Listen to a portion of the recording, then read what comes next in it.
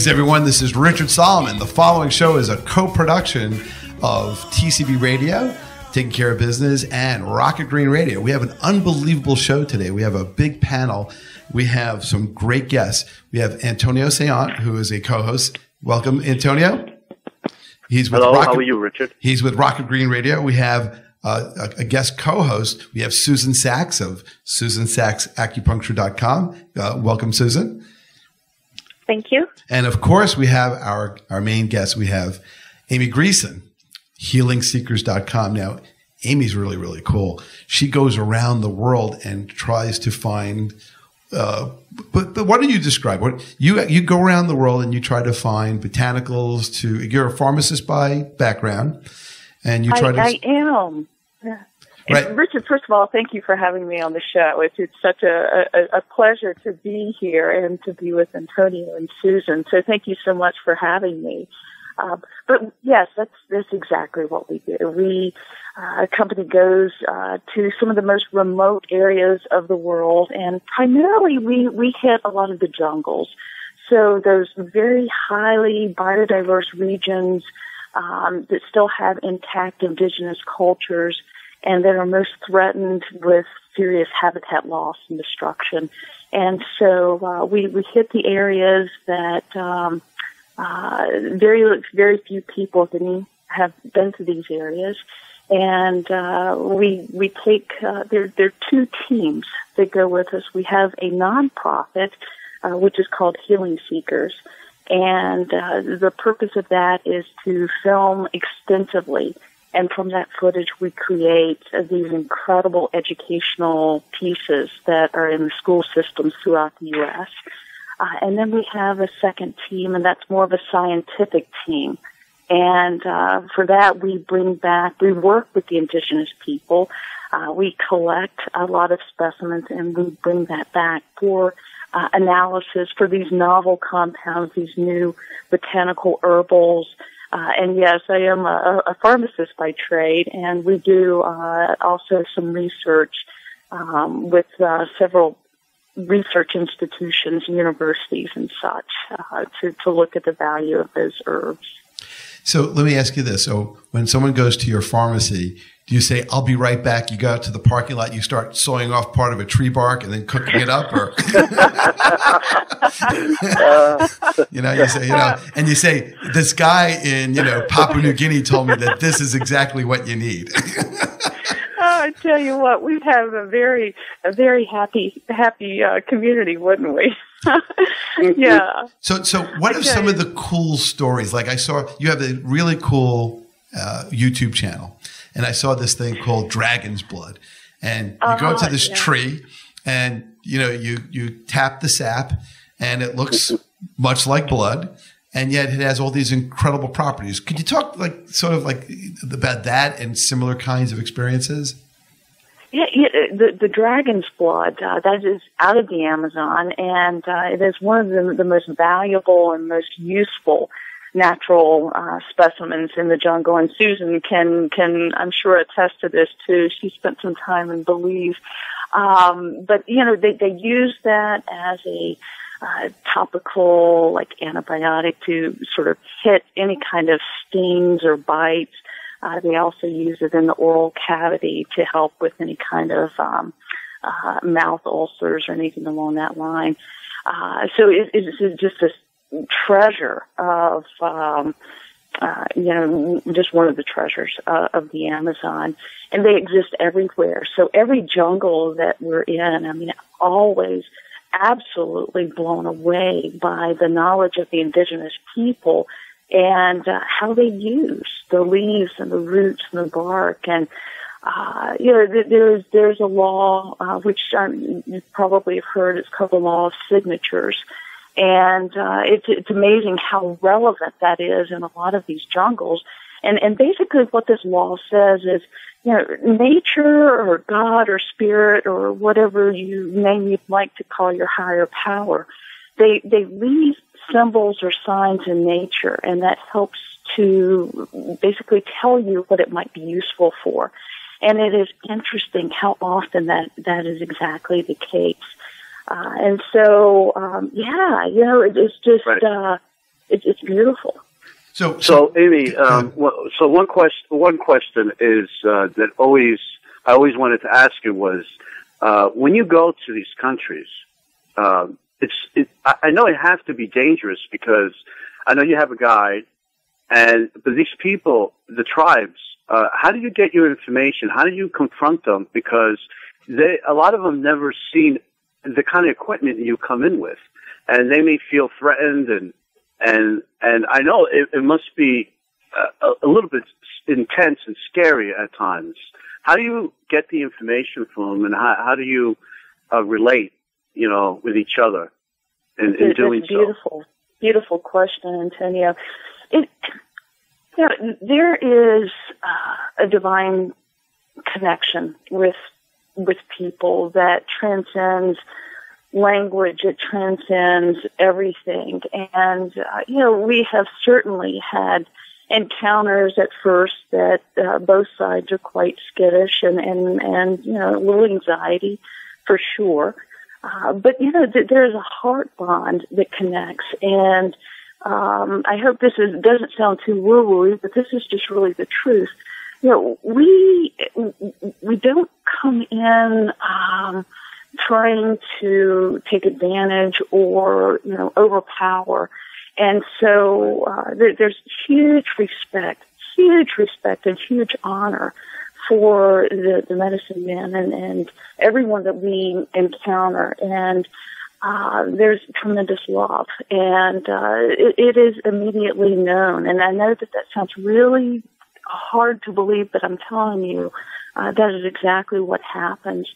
And there are always going to be times in every culture that you run across some difficult situations. And we were just in the Congo for 2 months, and after 8 days, our guides left us, and we were arrested a couple of times and taken to jail. And but they were all misunderstandings. We were flying drones one time, and to them, anybody flying drones, that's espionage. They're spying, and so that was a very understandable mistake. And I take responsibility that we didn't communicate that more.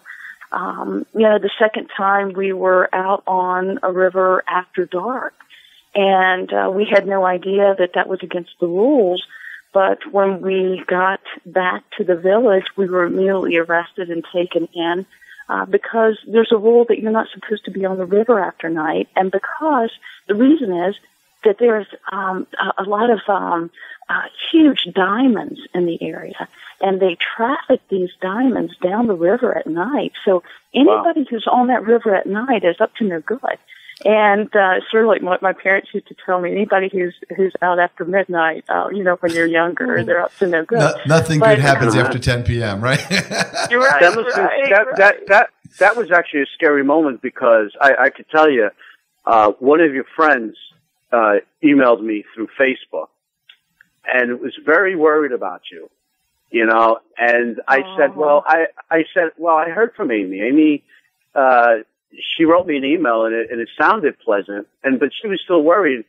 And so what I did was I told her, well, if things get rough, and just let me know, because Ben Affleck's people I know. And, as you know, Ben Affleck is involved in the Eastern Congo Initiative.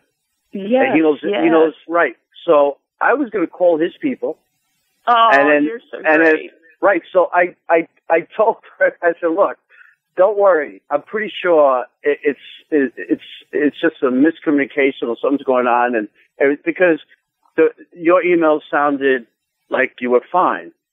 So, It was intense. I'll tell you, it was extremely the most intense expedition ever.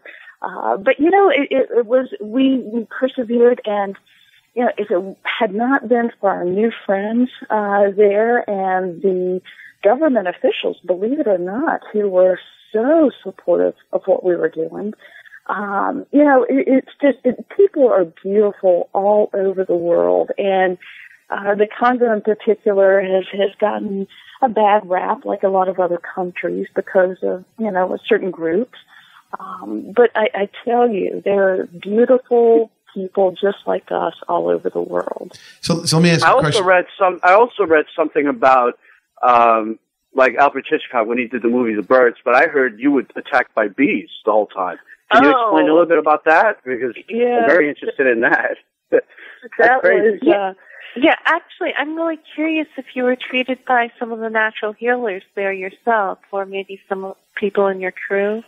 Yes, typically we are. And always, actually, every single expedition, there's a minimum of 3, probably 4 different times that something is going on. Somebody is either very sick or lethargic, or something has happened. And of course, this trip was no exception. And our first choice is always to work with the locals. They certainly know a lot more about how to treat things than we do. And case in point, when we were in where were we? We were in Madagascar. And our sound guy, Josh, had a horrific rash on the back of his legs. And, it was horrible. It was like the worst case of poisoned sumac, ivy, tenfold of what I'd ever seen in my life as a pharmacist. And the healer prepared 3 different preparations to treat that. And so over the course of the next 4 days, he mixed plants. We went out and gathered the plants. He mixed it. He applied it. 2 days later, he used a different recipe, and the final day used yet a final recipe. And, it just healed like you wouldn't believe. And, we had steroids. We had, the typical hydrocortisone creams, all the typical Western medicine. And we touched absolutely none of that and went completely with the healer, and it was just beautiful. It's amazing. Just a quick identification here. You are listening to Rocket Green Radio and Taking Care of Business, a co-production. This is a special broadcast. Our guests are some really incredible people. We have Susan Sachs, Antonio Ciant, our special guest, Amy Greeson, and I'm Richard Solomon. So continuing. Let me ask this question to Amy.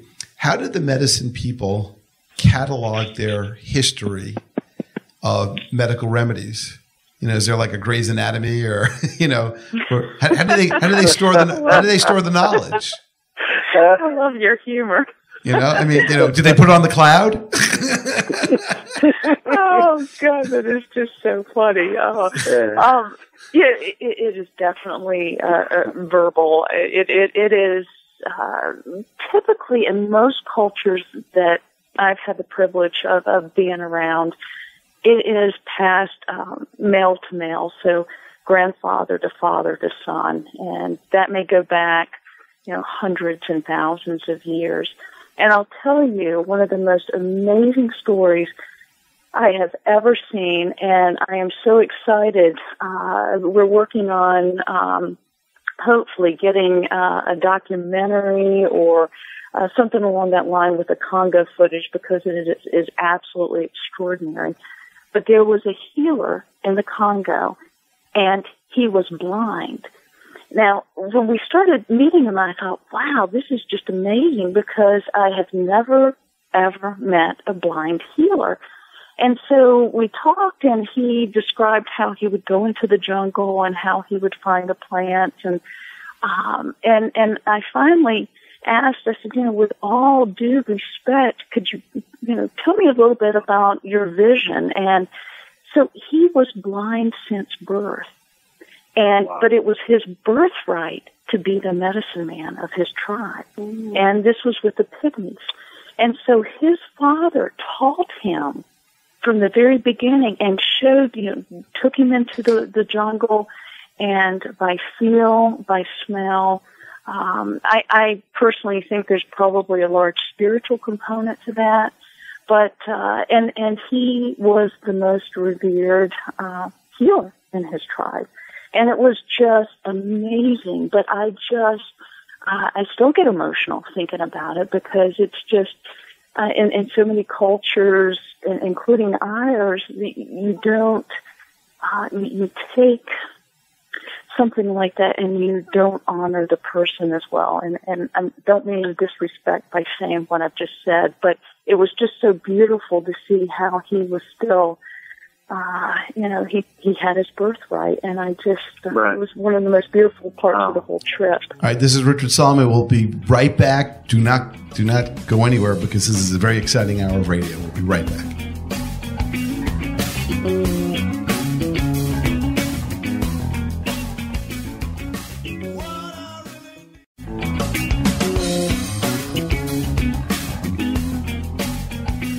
Welcome back. This is Richard Solomon for Taking Care of Business and Rocket Green Radio. We have an incredible guest and host panel today. We have our special guest is Amy Greeson, who is healingseekers.com.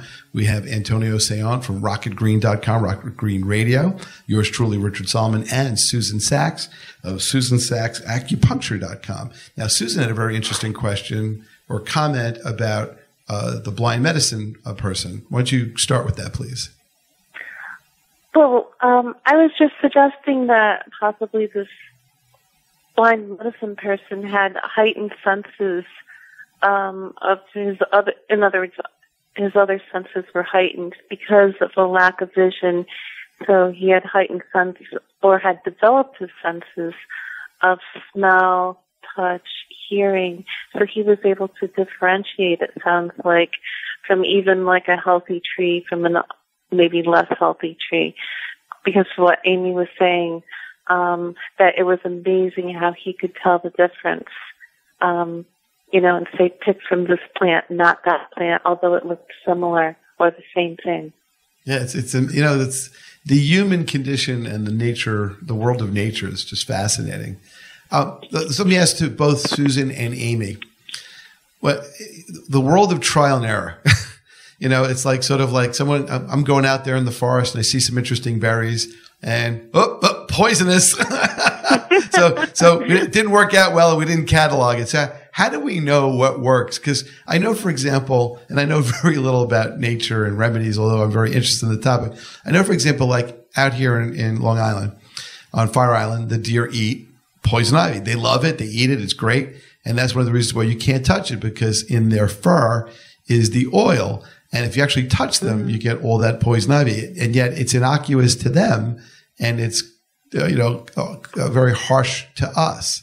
How do people actually go out there and figure out, without a lab, without deductive science and things like that, hey, this berry's okay and this berry, well, not okay? Susan, do you want to go ahead first and I'll come in after you?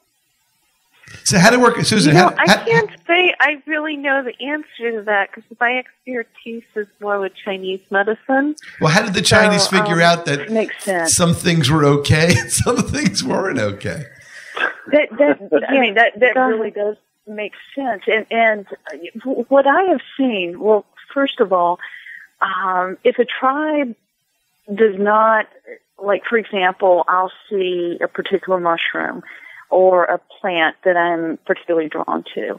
And this has happened several times. They say, oh no, don't touch that, very poisonous.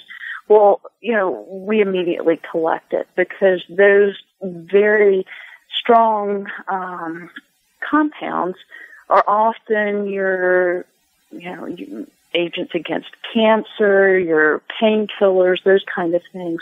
But I will tell you this story. When we were in Papua New Guinea, we were far, it's sort of like central western part of the country. And we were out in the bush and with one of our guides one day. And there were some mushrooms, and this area had a lot of different types of mushrooms. It was just amazing how beautiful they were. And the guide stopped, and through the translator, he was telling us this story that a lady in their village had gone out during the day to collect mushrooms to have for dinner that evening, and she had collected these mushrooms, and inadvertently, exactly what you were saying, Richard, she had collected some of the very poisonous ones and didn't realize it because they looked very similar. And unfortunately, like an hour, 2 hours later, she and her children were dead. And so, there is that very, very fine line, that which heals can also kill kind of thing. And so anyway, I don't know enough about any of this when I'm in these environments, and we just trust the indigenous people, and our guides and the people that we meet, because, to me, sometimes they all look the same. And, but it can easily go one way or the other. So why does nature have poisonous components in it? What is the purpose in the natural world that they're like? I understand snake poison because the snake uses that to, eat. But what is the purpose of a poisonous plant? Well, plants are fascinating. So let's just say if you take 1 acre of land in Central North America and you count the number of woody plant species, on average, you're going to have, I'm going to guess here, this has been a long time since I've looked at this, but let's just say on average 20 to 30 different types of woody plants. If you take that same acre in Western Amazonia, you're going to have over 300 different plants. So you have this abundance, diversity of life in this small, small piece of land. And all of these plants, all these organisms, they're fighting for food, water, for sunlight, for nutrients, everything you can imagine. And they're also having to protect themselves from predators. So plants, they can't just get up and just run away. But what they do is they have, many plants have developed chemical arsenals, if you will. And these plants, when they're threatened, they'll release these chemicals, and these chemicals can hurt, harm, or even kill whatever is offending them. So, for example, in Madagascar, there's the rosy periwinkle, and the rosy periwinkle excretes these chemicals. And so those chemicals were studied, and from those chemicals we created 2 of our chemo drugs, vincristine and vinblastine. So if you go to any children's hospital now, you're going to see one of those chemo drugs because it's one of the ones that they still use for like acute lymphocytic leukemia, things like that. But anyway, it's an amazing thing. And so these plants, if you want new antibiotics, if you want new antimicrobials or antifungals, you go to these regions. And that's exactly what we're doing. And that is, these novel compounds, man has yet to be able to come up with some of the better things that nature already has. And so by going out and studying these plants, you can help fight some of these other things. I don't know. I'm going off a little bit on a tangent. No, you're doing great. So you just stop me. So I have a question for Susan.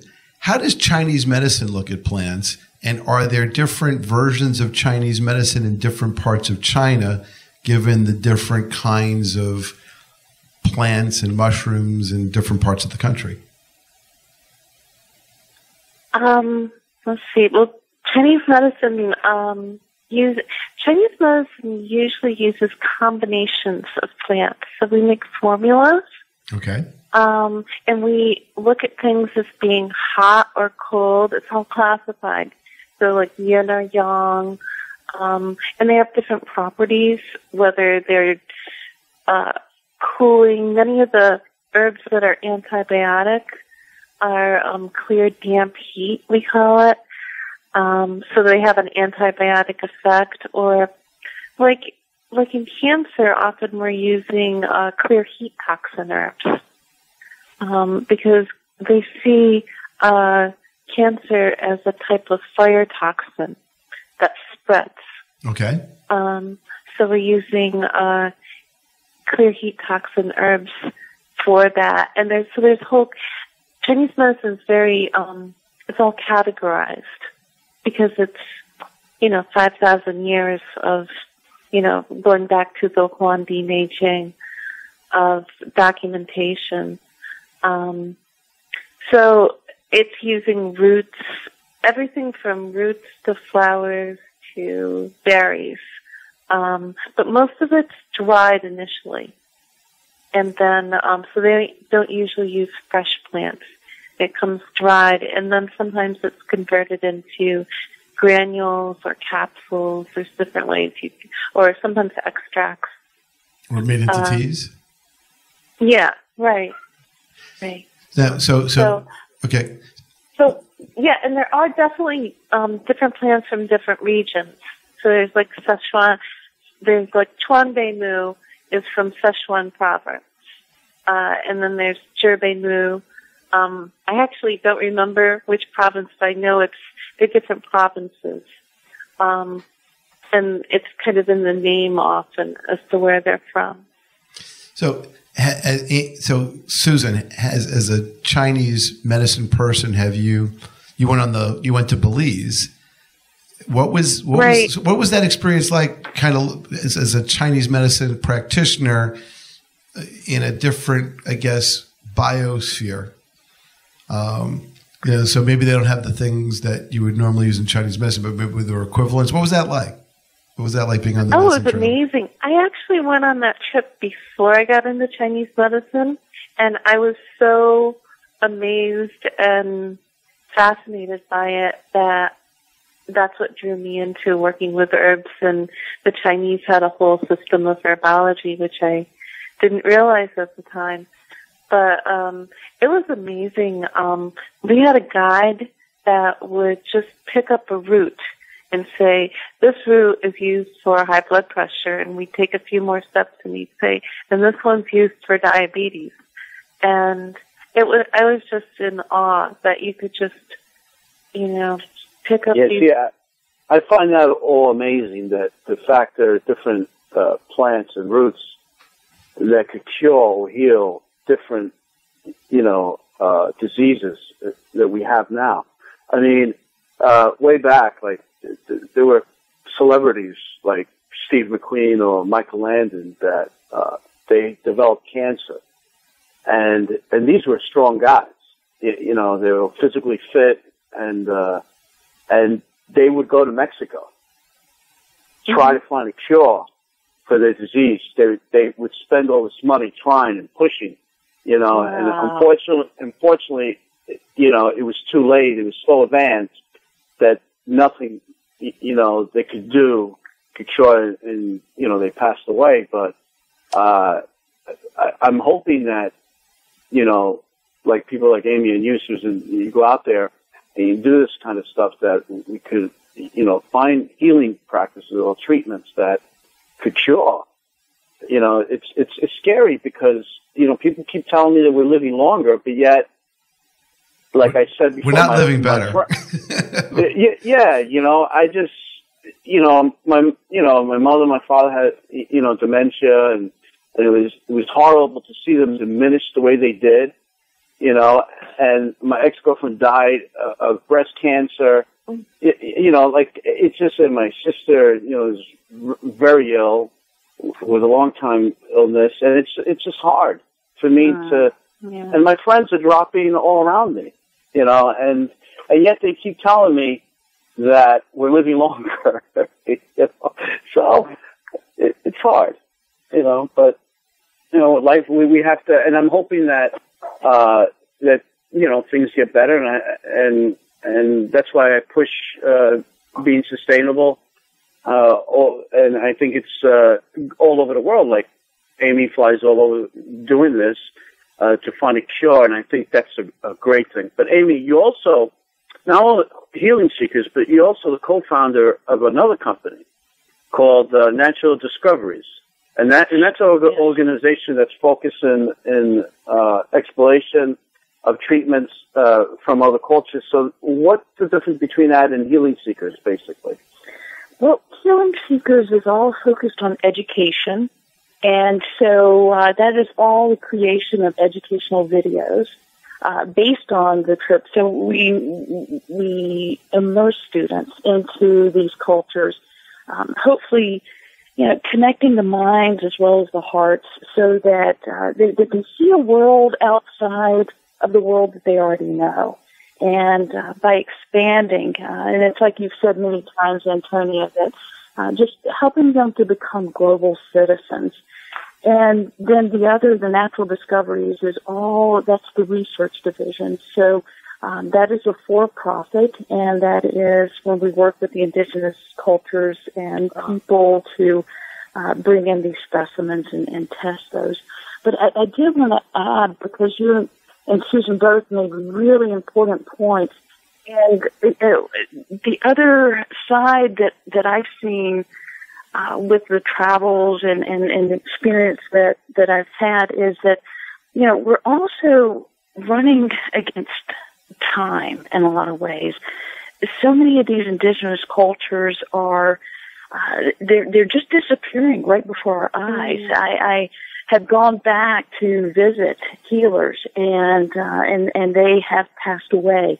And, one in particular in Madagascar, he didn't teach anyone else in his village the secrets that he had been told. His son had decided to go on into the city because he wanted his children to grow up with more education and schooling, and to be able to provide that for them, he had to go into the city and take a job there. So that knowledge died with our healer, Johannet.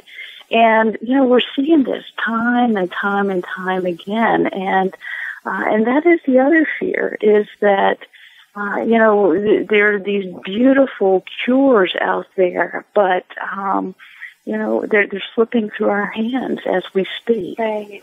Yeah, the maybe we need to be lost if it's not, somehow documented or passed on. Right. Well, maybe we could do some interviews with some medicine people. I can do that.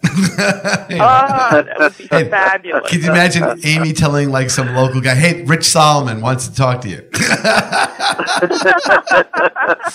No, he's cool. Yeah. He's cool. He's just a radio guy. That would be great. So we only have 3 minutes in this segment because our radio shows rocket. I mean, it's Rocket Green Radio to take care of business. They really move fast. What is there? Let me ask a little bit of a tangent. We have our own Native Americans. Do they have a whole? I mean, they've been here for 11,000 years. Do they have their own medicine? And how does that medicine compare and contrast with Chinese medicine, perhaps, and some of the things in the jungles and things like that? If anybody's even experienced that. Wow, that's a great question. I don't know that I have a really good answer for that. Road trip. I'm sorry. Yeah, there you go. Yeah. It is fascinating, and Susan, you may have seen this too, but that we can be in one part of the country and and then travel to the opposite end of a country, and these are very remote areas.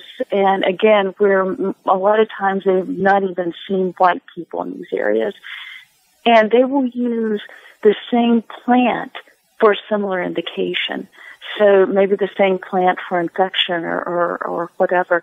So, is that because that, it just was a coincidence, or did, the knowledge travel?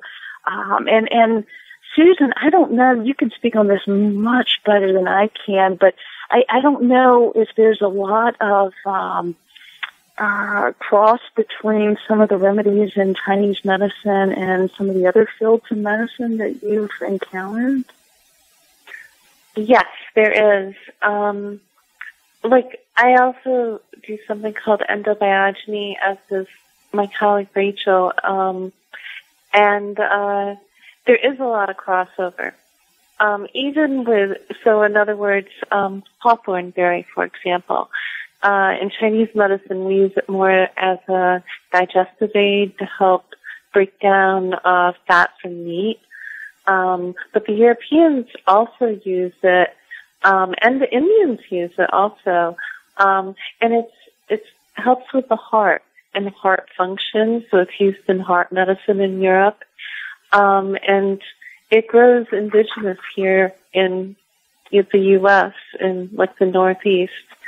And, like it has vitamin C in it, and so it's been used like similar to rose hips, to help with vitamin C.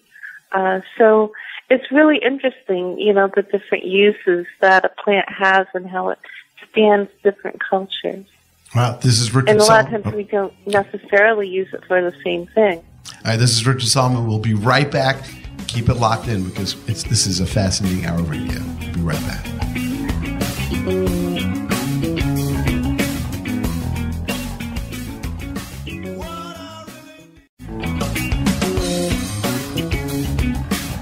All right, welcome back. Richard Solomon, Taking Care of Business, tcbradio.com, TCBRadioWCWP on YouTube, and Rocket Green Radio, rocketgreen.com. So we have Antonio Sayant, who's one of our co-hosts, Susan Sachs, one of our co-hosts, Susan Sachs, acupuncture.com. And of course, we have Amy Greeson of healingseekers.com. But before we had our break, Susan was talking about endobiogeny. And for those out there, could you kind of tell us a little bit about what endobiogeny is and what it hopes to do? Endobiogeny is a systems way of looking at the body, basically looking at the endocrine system as the master planner of the body. And then often we use blood work and physical exam to get an idea of where the body's at, and we're looking at different axes. Like there's a corticotropic axis, somatotropic, thyrotropic, and gonadotropic axis. So we're looking, and we're also looking at how the sympathetic and parasympathetic nervous system affects these axes. And basically what we're doing is we're using plants to treat. So we're using combinations of different plants in the form of mother tinctures, gemmos, which are glycerin extracts from the buds and newly grown shoots of plants. So they have that embryonic plant energy. And we're using, and some essential oils, food-grade essential oils, often mixing them in a blend that's specific for the patient. So based on the patient's blood work and physical exam, and using it to balance their body. So we're using it with so many different things. I just worked with a patient who had something called CPRS. I believe it's, I probably said it wrong. It's chronic regional sympathetic disorder, but it's where there's chronic pain. And she's had surgeries and many specialists. So it's like, it treats a lot of different things, everything from fertility to, some people are working with it in cancer, children, and attention problems. Well, the last time I had an endobiogeny exam, they rushed me to the orchard. Okay, so. Hey, with all this incredible information, I'm going to pass my exam tomorrow. So is there a way? Is there a way to weave like all the stuff that Susan knows, or all the stuff that Amy knows, and you know how in physics they always talk about the grand string theory, where they try to put all the different laws of physics together into a unified string theory or unified field theory. Is there a way of taking all of these very similar ideas of, looking at the body as sort of a system and that works well with plants, and I guess they call them adaptogens and things like that, and integrate all of these great philosophies, Chinese medicine, endobiogeny, the medicine people thing.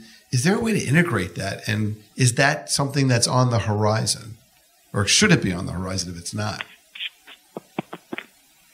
Well, I love that idea. And I have, always believed that if we could utilize the strengths and talents of so many specialties, if you will, and just come together, that is when we're going to find ultimate health care and healing in our world.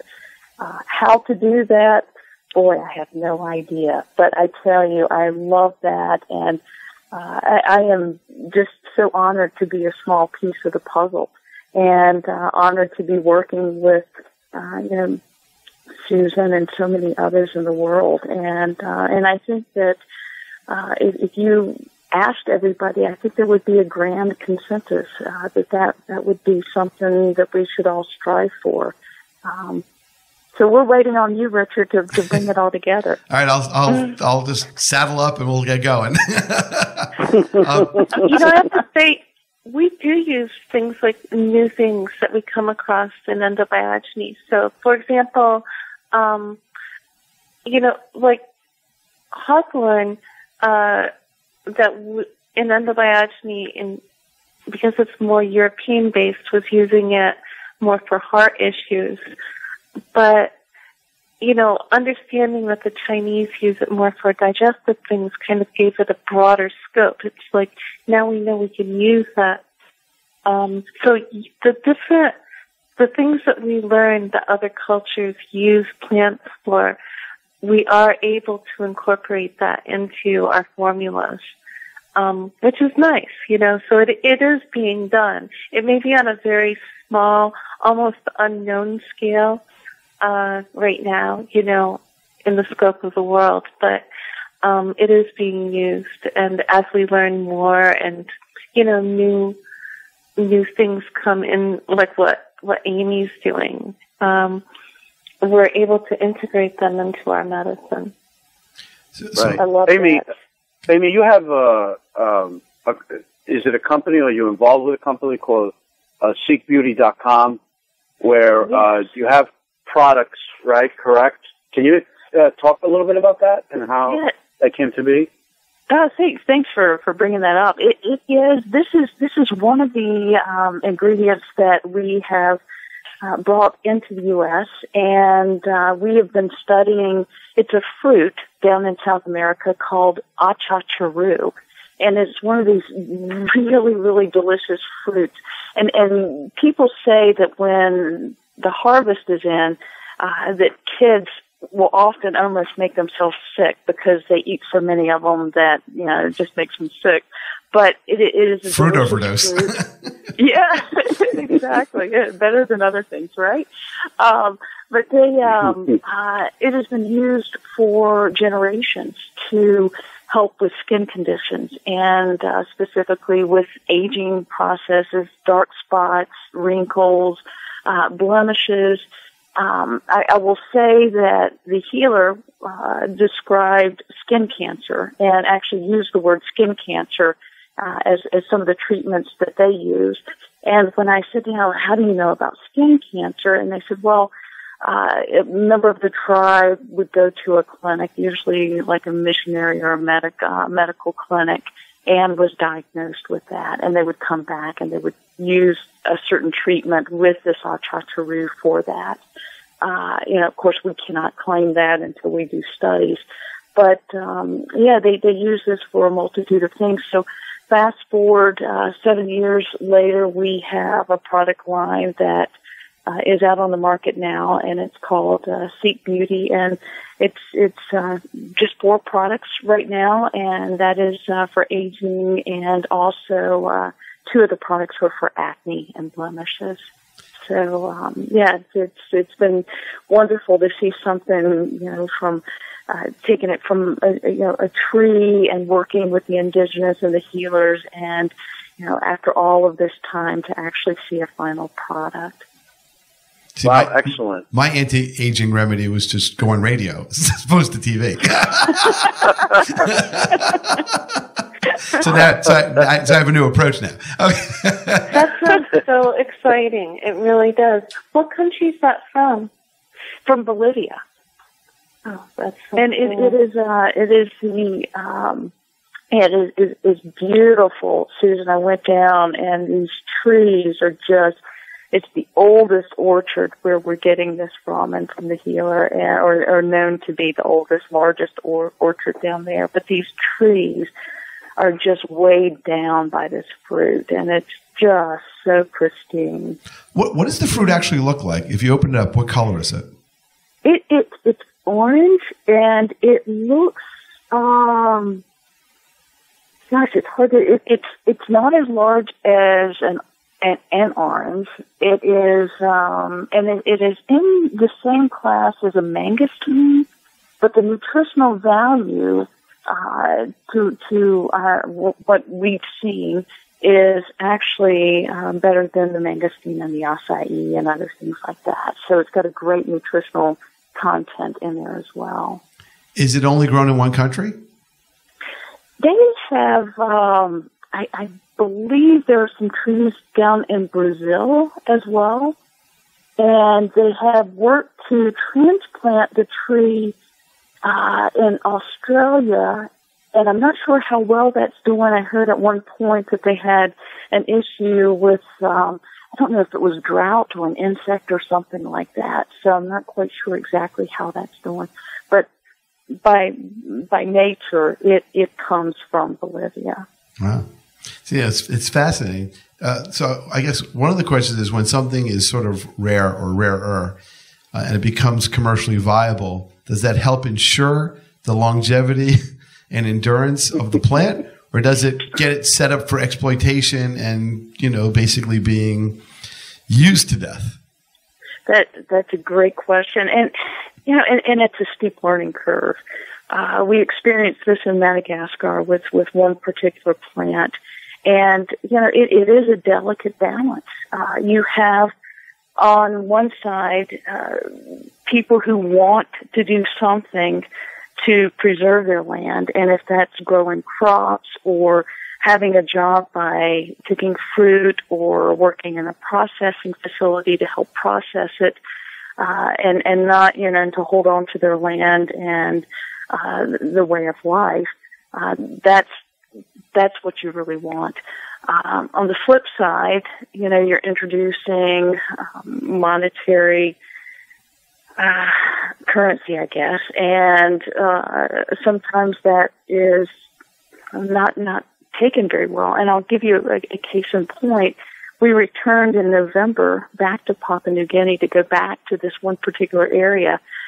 There was a particular plant that we wanted to collect and to do some research on it that we had seen on our first trek over there.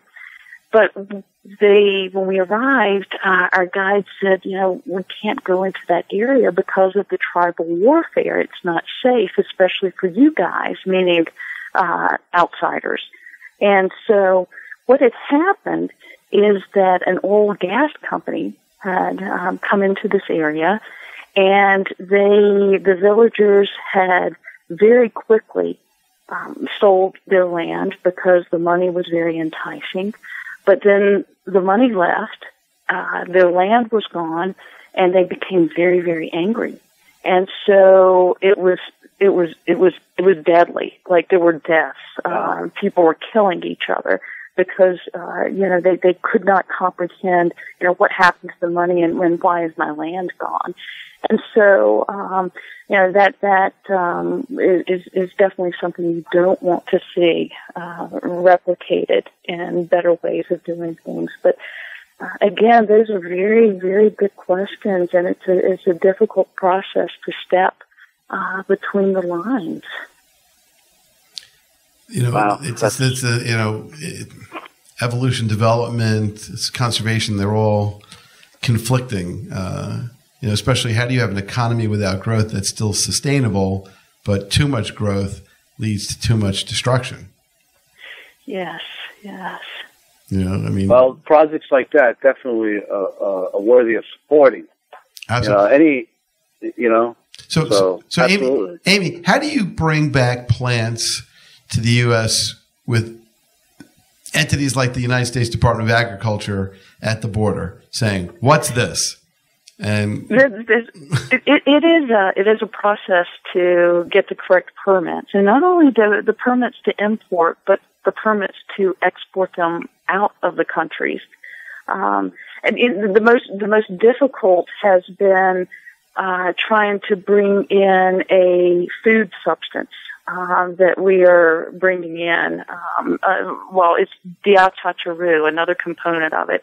It's so delicious. And so, but a lot of that is, the customs has been fabulous.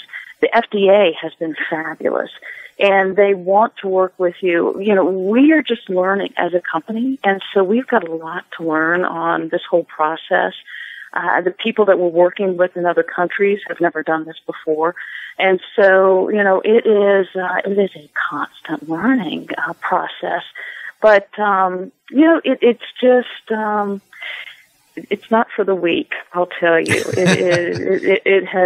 It has been difficult on many ways. The whole companies, everything about the paths of the companies. Well, what did John F. Kennedy say? We don't do these things because they're easy. We do these things because they're hard. So maybe that's sort of, the right approach. If it was easy, everybody would be doing it. And you're so right. And we truly need pioneers like Antonia when it comes to sustainability. Amy, in what she does, in traveling the world and extracting knowledge while it's still extractable. And of course, what Susan does, which is, bringing healing, using approaches that are thousands of years old and time tested and well suited for us. As opposed to, they kind of, it's like, you hear some of the things on television where, what's a medical exam like? Well, it's like 3 minutes, a tap on the knee. They write something on a prescription pad and now it's digital and off you go. And we sort of have, I guess this is an opinion here, but, we tend to treat disease and we don't necessarily promote health. And I think that's a big change that we have to, work more with prevention and really tapping into the natural world and what keeps us healthy. Eating food that's been under an infrared light and, comes in styrofoam and doesn't have, pronounceable ingredients, isn't necessarily a good thing for all of us as a collection of people, So we only have 1 minute left. It's unbelievable. But can I get this question out real quick? Real fast. We have 1 minute. When you go out to the Congo, talk to these the medical chiefs ahead of the tribe, do they see a change in the environment? Like climate change? That is a great question. In certain areas, yes. Antonia, I wish I would have asked a lot more of them exactly that question. I'll have to keep that in mind and report back to you. Yeah, that would be a great idea because I was always curious if they see it. Like we talk about us, a lot of people deny climate change. So if you go to these people and you tell them, hey, do you see any difference in the environment over the years? Let them, give their comment and opinion about it. Maybe interesting. That would be great. I'm going to make a note of that. Well, speaking of notes, that was an incredible hour of radio. I want to thank everybody for participating. RocketGreen.com, HealingSeekers.com, Susan Sachs, Acupuncture.com. Thank you so much for being part of this show. You've been incredible, and thanks for all of you out there who have been listening. And be safe and healthy. We'll see you in a week.